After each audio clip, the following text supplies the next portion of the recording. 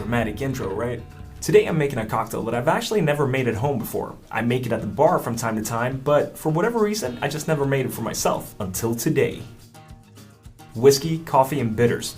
Well, basically, it's time to make the Revolver.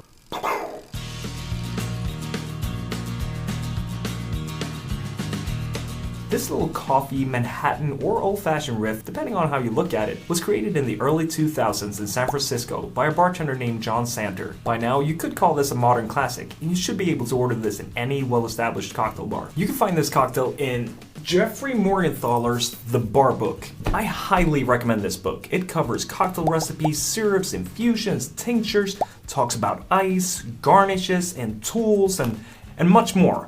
I'll leave a link in the description below, but don't go buying this now and stop watching my videos, okay? For the original cocktail, I believe that he used Bullet Bourbon. Get it? Bullet, Revolver.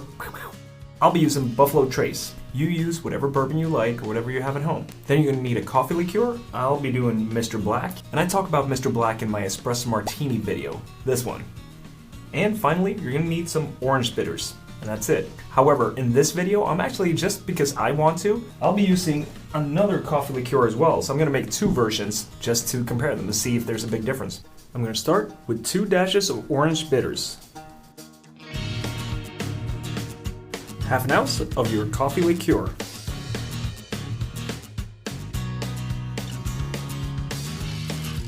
And 2 ounces of your bourbon.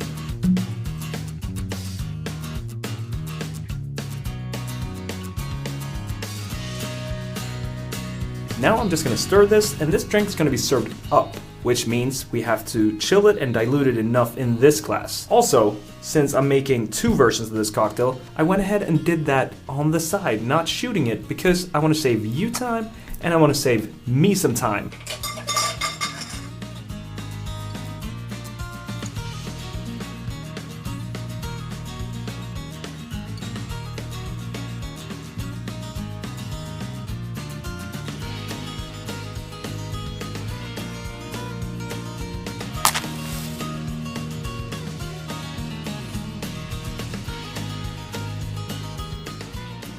So before I taste these, I just want to say that shooting cocktails on YouTube is dangerous business, and we do have some casualties sometimes. Today, it's a Nick and Nora. May you rest in peace.